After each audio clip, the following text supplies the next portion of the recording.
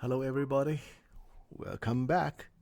In this exercise, we are going to introduce you the third tool that is identify the changes in between two layers. Usually is the GDB layer and the ArcGIS Online layer. In order to do that, and we actually joined these two layers and based on the common ID field, which is the facility ID. So we have a two layer here. One is ArcGIS Online joined by the GDB. So if we want to make changes in the ArcGIS Online, then we want to compare the ArcGIS Online layer with the GDB layer. If we find the difference that indicate the field value may be changed, updated, and in the geodatabase, so we may want to copy or update our ArcGIS Online data. And on the other hand, we also join the GDB and with the ArcGIS Online data. So if any field value is updated in the field, then we can synchronize these two using this method. So here we have a table open, ArcGIS Online, and the GDB layer here, GDB layer. I actually just developed this tool, the new tool, to help identify what kind of difference or which change may be possibly made. So let's take a look at this tool. So let's say I want to open this tool. You will see it requires a join the layer or table. So we already have this join the layer there. So this is open. So let's just drag this one to this field. Now we can see there's two options there. One is this option, and you can select the field to compare if you know. So we listed all the GDB fields and also all the fields in the ArcGIS Online. They are pretty much the same, but with a slightly, maybe you add one field or change the name for one or other layer. So we can use this one manually to match them as pairs. Now we can also just say check everything, and if the field name they are the same, they will consider this is a pair. Then if these are two different, let's say give you an example here.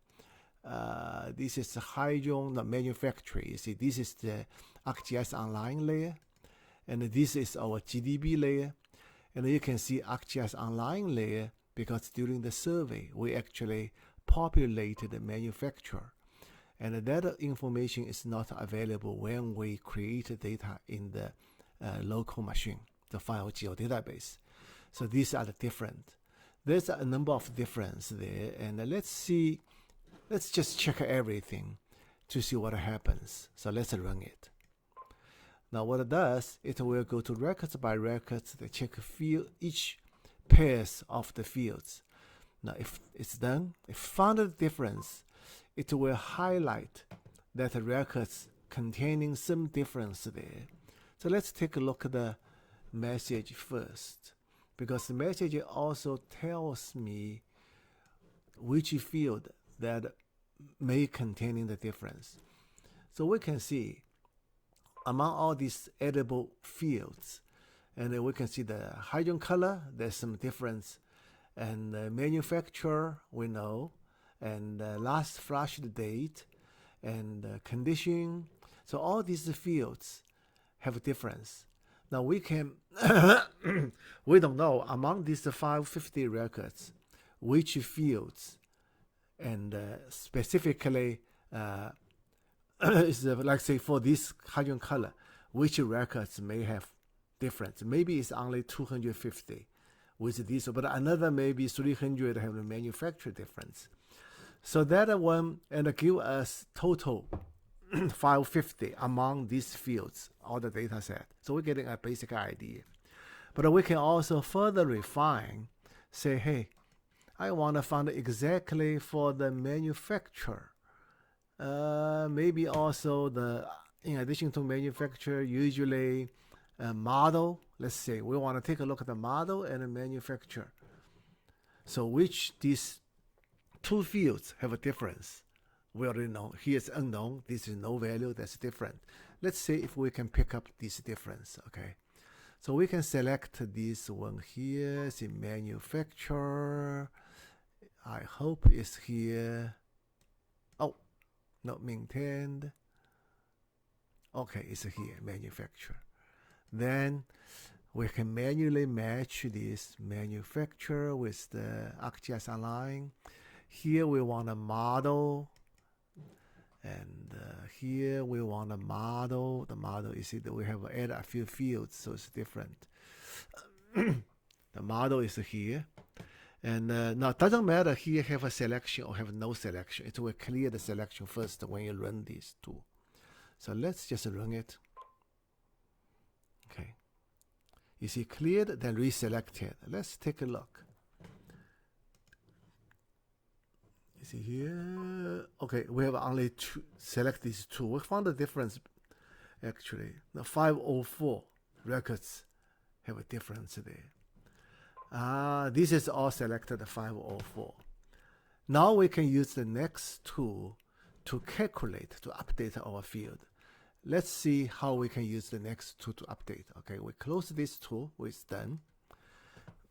Excuse me. Now we're using the 2B, that is the tool developed to update the value based on a join. So let's do this way. Same thing. We just identify the difference in this layer, so we want to change it in this layer. And we know there's 504 records is selected. Now let's see, we want to do the manufacturer and the model. That doesn't matter which one first. But let's say just follow the order. Manufacturer and the manufacturer, where it is. Okay, here. And then let's do the model. Here, let's select the model. Model, where's model? Oh, here. Okay, the model there. We only do these two. Okay. Now, here we have a 504 rec selected, but you don't. I really, for the example, don't want to do so many, so I want to leave some for the next time. So let's select 5 records. Okay. So you can just only do the records select here. But if you want to do everything, the previous tool already help us select it. Now this is done, and then run. And hopefully it will run successful.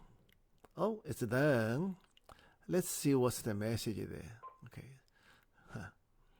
Still, it's trying to update. Okay, here is the message. So these are the differences we find. This is the formula we use. Number is 5, succeed. So we just, excuse me, because it's join takes a while to refresh. So let's see, now we can see it's updated. Our local data is also is unknown instead of no. This mirror, it's here. Great, it works. And the same thing, if let's say we found anything in the ArcGIS Online, it's no longer up to date, or some data is updated in the local file geodatabase, then instead of republish, we can also using this tool to identify the difference and update our layer. So because this join the layer is already saved in the ArcGIS Pro project, so next time we just open the Pro project and then run it as our wish.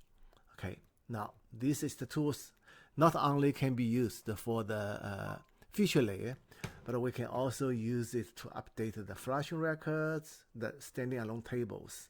Yeah, so we're done with this example, and thank you for watching, and good luck. Try it by yourself. Thank you. Bye-bye.